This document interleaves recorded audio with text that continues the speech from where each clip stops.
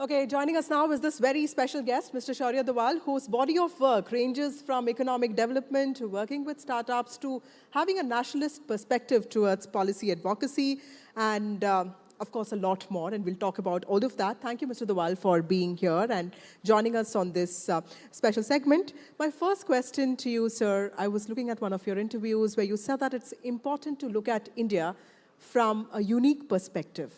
Do you think that the world has been able to do that in the last 10 years? And how is that reflected on us as Indians? Well, thank you, Vasudha, for having me here. And good afternoon to all the young people in this room. I'll try and answer this question as best as I can. It's a little bit complicated, so I'll try and give it a sort of simple anecdotal background to it. If you think in the world that we live in today, we all constantly are talking about artificial intelligence. And we say that in artificial intelligence, the most important thing is data.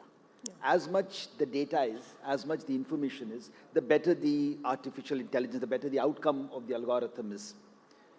Think of this like for a country as well, right? India has two options. India could have either decided that India was born on 15th August 1970 or 1947 and say that all of India's data and information that we can bring to our development is only 75 years old. Or we could take a different perspective and say that modern India or independent India was born on 15th August 1947, but Bharat has existed for 3,000 years. Yeah. And therefore we have data which is not only for the last 75 years, but for 3,000 years. Or probably even more. So, if we can bring that data to our policy making, to our thinking, then as an engine, we are far more sophisticated in how we tackle the problems of today. Right. So when we say that we have to look at India from uniquely India's perspective, what we are effectively saying is we've got to stop looking at India and thinking we are a young nation, only born on 15th August. Before that, all our information and data was irrelevant, but actually take back everything that we've got for thousands of years and bring it to our day-to-day. And this is very important for Indians to understand. It doesn't really matter how the world thinks of us. The world will think of us as how we really think of ourselves first. Right. And for the longest time, as Indians, we thought of ourselves as a colonized nation, as a defeated nation, as a nation that was vanquished. Right. And so the world thought of us like that. So I think in the last 10 years, what we've tried to do is to try and take back this discourse and actually bring back to our day-to-day policy making, to day-to-day functioning of our nation, drawing down on our cumulative wisdom and experience of thousands of years as against just the last 75. Right. I will come to that cultural revivalism in a bit, but also help us understand in the last 10 years, the Prime Minister has set a lot of targets for the nation. He talks about Amrit Kal. There's also this very ambitious target of being a developed nation by 2047, Viksit Bharat. For the youth of the country, are these merely slogans? And do you think that the government has been able to put in that kind of work to assure people of the country that we are actually forging towards those targets? So I wish I was young and born a youth today in this country, because there can never be a better time than to be a youth in this country than today. 100 years is a very important milestone in any nation's history, because actually, and particularly a nation that has been colonized for centuries, because actually 100 years would mark us passing the risk of breaking up, fragmenting, collapsing as a nation. And we have a lot of evidence, if you look around the world, that post-colonization, if you look, most of the colonization ended 10 years after the Second World War. So from 1945 to 55, much of from Africa to Far East Asia became independent. But there is mayhem across the world. Small nations like Sri Lanka could not handle their independence. A country like Pakistan that came out of us got split into two nations. You've got Syria, you've got Africa, across the world you look, post-colonization, nations were not able to consolidate themselves. India has done a pretty good job, considering that we were 560 principalities. We were a cultural identity, but we were never a nation state, even in our history. So for 75 years, we've done a pretty good job that, today there is no risk of fragmentation of India. Right. From Tamil Nadu right up to Kashmir, there were a few pending niggling issues that have also been sorted in the last 10 years, right? So I think for the youth of this country, having achieved this in the 75 years, giving India a peaceful, democratic republic where, you can express yourself, the individual is paramount, we are now at the cusp of the next 25 years, which will transform ourselves from being a poor nation to a wealthy nation. You see, today, when we start, we are among the G20 countries. So in this world, out of 200 countries, there are 20 nations which have a GDP of over $1 trillion. Right? There are about 16 nations. We are one of those 16 nations. When we started off in 1947, we were just a $30 billion GDP nation. So we've come about 300 times, or actually, 100 times more, because we are now we just crossed 4 trillion, so actually more than that. What we've achieved in the last 75 years, we will actually double that in the next 10. Right. So we'll be about approximately 8 trillion by the time 2034. And given where we are going to grow, we'll end up somewhere between 25 to about $40 trillion by 2047. Now that means that every Indian, by default, will become at least 10 times richer. Right? So people sitting in this room, by the time, in the next 25 years, there is a huge ocean of prosperity that is going to come, which will mean upward mobility for individuals, their families, their communities. So for Indians, this is the best time to be in India, and you have to just travel the world to realize that when the rest of the world is collapsing. But the question for the youth, therefore, then, as you said, is that, you have to now assume, what do you make of this? And when we say about Viksit Bharat, we talk about the Amrit Kal period, we're effectively calling on the youth of this country and saying, here is this tremendous opportunity for you to move yourselves and your families up the level of prosperity across, and therefore prepare yourselves, work towards and avail of these opportunities that the country is throwing at you. And be innovative, be creative, be a bit risk takers, fail a little bit, go out there and play this game when you are young, so that when you look back and you would find that not only have you made a huge difference to your own lives, but to the lives of this nation by your work. Right. So that's really, I think, why this period is very exciting, the next 25 years. So, Shaurya, there's also from the standpoint of what is going to happen in the future, what do you think India needs to do more in terms of, intervention of technology or economic growth to help us reach there? Because I was, looking at one of your interviews where you said that it's very important to, it's important that we remain authentic. The authenticity of ideas is very important because we have to have something new to tell the world for the world to take us seriously. You're absolutely right, Vasudha, because, while there is this rosy picture that there is this great opportunity, but with every opportunity comes huge risks, right? Now, the risk for a country like India right now is that we are going to make this transition from, as I said, from a 4 trillion economy to a 30 or a 40 trillion economy at a time when other nations are not going to help us. We have existed in a world where nations, particularly the West, had open economies. It helped nations like China, etc., rise and move along this prosperity. But we are now moving into an era where across the world is closing down, and every part of the world is trying to only focus on their insular development. So India will not have a very benign environment as it rises as economic growth. The second problem that we are facing is that we've got a huge tsunami of technology coming, which is going to make skills and education, as we've conventionally understood, very challenging in terms of job opportunities for the young people. And we have a huge problem because we have a huge youth bulge. We have 1 million young people joining the workforce every month. So that's 12 million people coming into the workforce. So how do we create employment and create opportunities for the young people? So I think while India has a tremendous opportunity, the question is India has these challenges. Yes. Now, India, fortunately or unfortunately, is so huge and unique that it cannot take any one model. It cannot say, well, we'll follow what Japan did or what Indonesia did or what the US did and follow it. India will have to come up with its own unique model of how to address these challenges. And India's unique model, or what we call as integrated development or integrated humanism, which says we've got to take every piece of humanity, of nature along in this development, is probably at the conceptual and theoretical level the answer to this problem. Because you cannot, whether we are looking at the SDGs, whether we're looking at issues like climate change, whether we're looking at global warming, you cannot look at a world of tomorrow where you just think about yourself. You've got to be able to carry everybody with you.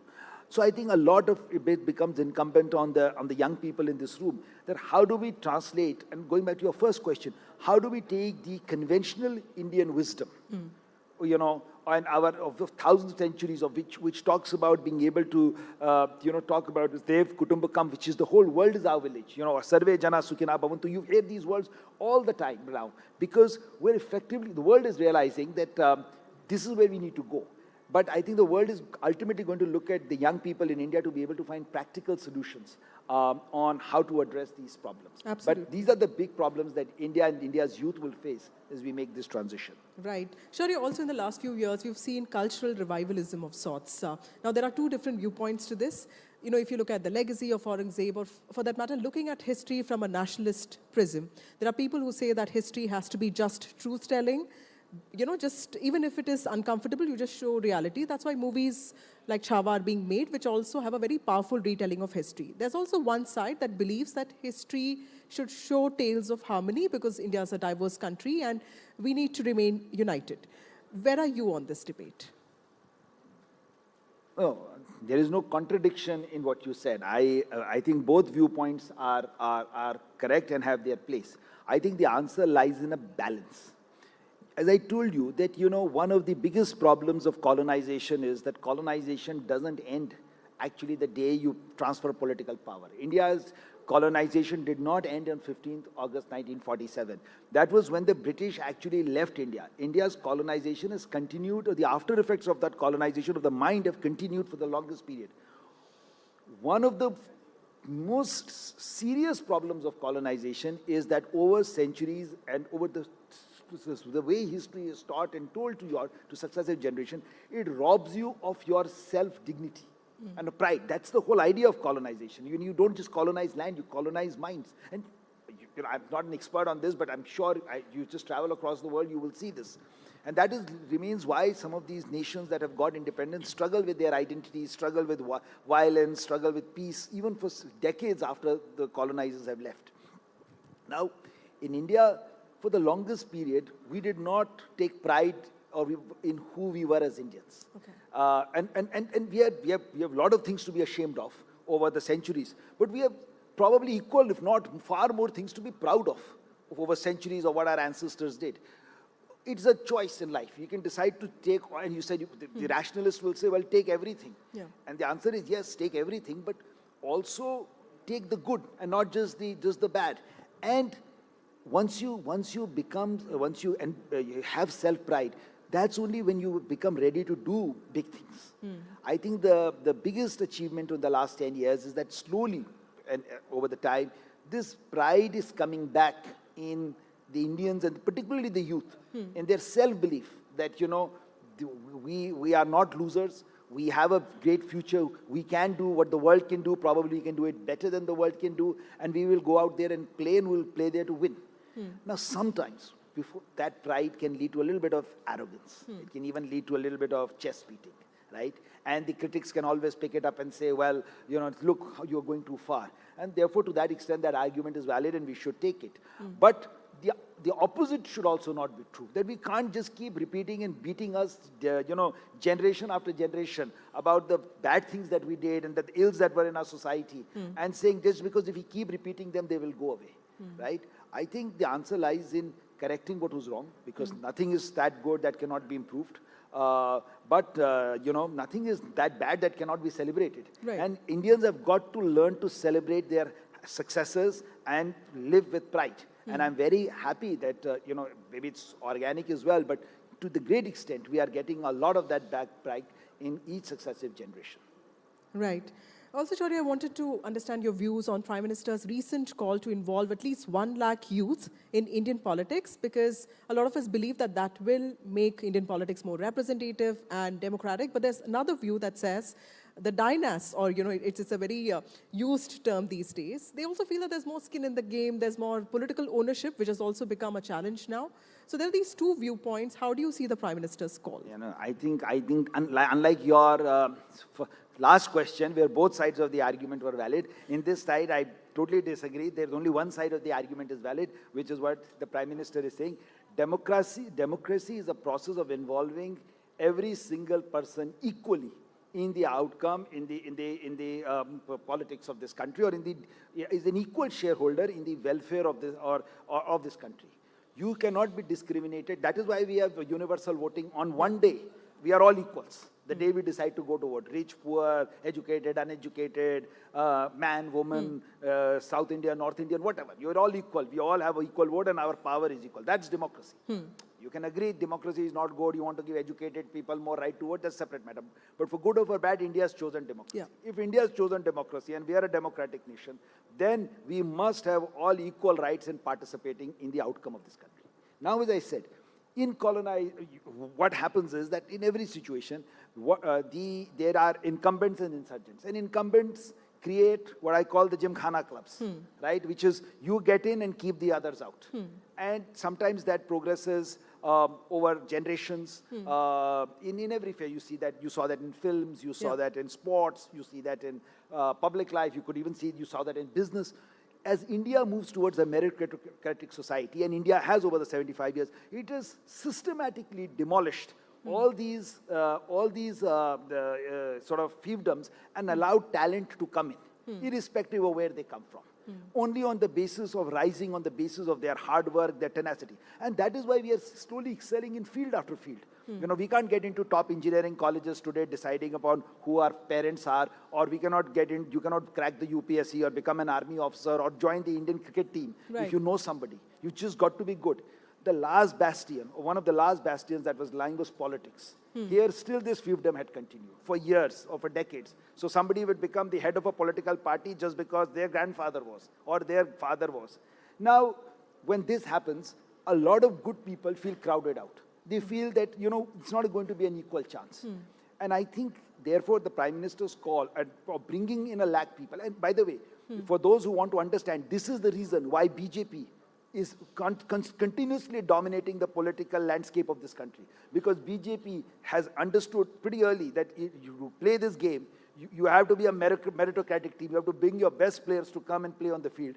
And the other parties are still trying to grapple with the past and therefore losing every game. Right. Because they are not bringing their best players to play. They're bringing the father's son to play or the father's daughter to play. So I think the Prime Minister's argument that bring 1 lakh of people into this country, effectively saying, find the best 1 lakh politicians in this country and just induct them into the BJP and make them the BJP's playing team. Right. They will be so good that they will win and BJP will win. Okay. And I think if the other political parties would be wise, they would say Prime Minister is doing 1 lakh, we do 2 lakh if they want a chance. Otherwise, they can continue to sit in opposition and let the BJP win this game. Absolutely. Shaurya, also you know, talking about fathers and sons, your father has been, you know, part of very important intelligence missions. He, you know, he's serving in a very important office there, Ajit Doval. Tell us what has his influence on him, on you been like, and also, has it really helped you in any ways? Because, you know, you're still not into electoral politics, so clearly he has stayed away from doing that for you. How do you see that whole dynasty argument in the case of your life? I wish this argument was valid for me. But listen, we are all products of our families, right? We all learn from our families, the values, I mean, actually, as we become older and we ourselves become parents, we realize that, you know, we invariably end up not learning from our parents or what they say, but actually watching and living their lives like the lives they live. And that's why I always say that, you know, no parents tell their children to be good or bad. They all children to be good. It's how they live their lives. So it's not what our parents say to it, it's how they live, we end up living. So, you know, as a son to my father, I was, you know, the things I think, the values that he's lived in his life are the values that we inherited. You know, we love our country. You know, that's one thing. You know, we love our purpose, right? We love to work for the country in whatever form we can. We like to work hard. We like to be good at what we do. Yeah. You know, probably trying to be the best at what we do. Yes. But and we have lots of oodles of patience. Okay. And we are in no hurry. Yeah. And we always believe in one thing, which I keep repeating, is that our calling card is what we know and not who we know.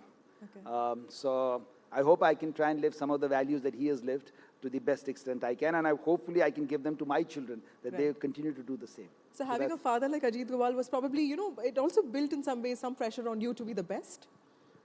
Well, I wouldn't say pressure or no pressure, but it obviously sets some standards, right? So you have to try. I mean, I can't expect to be a coward. Yes. It won't go well, or I can't be, things like that. So I don't think it's a pressure as such, but it just says that just continue to be good at what you do, and continue to work for a purpose which is bigger than yourself. Absolutely. I think that's at least that's one lesson that we have learned, is that, life is short. Yeah. If you're good, you can just be good for yourself or your family, or you can take a cause which is bigger than yourself. Right. And try to contribute in whatever meaningful way, in wherever and whatever opportunity that you get. And so going back to your earlier question, I have been very lucky. For the last 15 years, I work in a system which has given me tremendous opportunity to contribute whatever I have little to contribute to nation building. I don't look at it in terms of politics or non-politics, or, because I think I already had a career.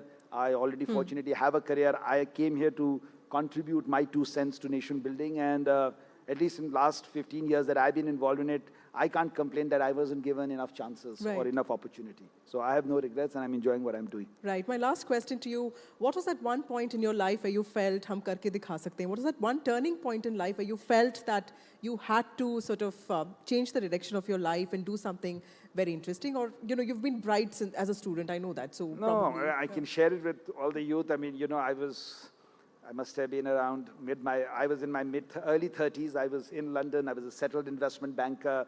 My wife was a doctor. I was living the high life. I just, worked on Wall Street. I used to work for a bulge bracket bank. And then, in 2009, most of people must have been kids. This country was going through a very downturn of hope. More than, we had a government that had been extremely corrupt. And then, everybody was coming and doing whatever. We had a big terrorist attack in Bombay, and across the country there was despondency, and we all thought that in 2009 things will change. And then we had an election, and the same people who were running the country and taking it to the cleaners actually came back. And then everybody said, oh my God, nothing can change in this country. India is doomed. India is finished. India is done with. In India, nothing will change. We'll always remain a third-rate, corrupt country, and no matter what, the terrorists will keep beating us, and people will keep looting us, and scams will keep happening, and nothing can happen. Like a typical banker, I say this to people, I was living in London, I had left the country. We'd talk about this in the evenings, we'll have a glass of wine, we'll go back next morning, go to sleep, and go morning play golf, and keep cribbing every weekend that, So one day I just thought, yeah, this is enough. I can't keep doing this and also complaining. So let me do something. I have to do something about it. So I packed my bags, told my wife, you're going back, came back here and started a small think tank, and in more meaningful way started saying, let's do something that will change the outcome. And rest is history. But, we did some things. We worked for 5 years. We fortunately got a person to have to lead us who bought back this. And, fast forward that to 2024. Whether we agree or not, whether everything is turned out or not, at least the very fact that you're having this conference here and all these young people are looking at 2047 with hope is indicative of the fact that, the promise of tomorrow is better than our today. And I think to that extent, I never want to be in a situation where the promise of tomorrow is worse than what today is. Right. So I continue to work to ensure that these people have a better tomorrow than I did. And I hope that when we are gone, they'll continue to work for a better tomorrow for their kids. And this process will continue forever. Right. You've given me the ending line. Thank you so much. Thank the you so promise much. of tomorrow is better, and possibly that's what India is looking at with a lot of hope. Thank you so much. Thank you, Vasudha, for having me here.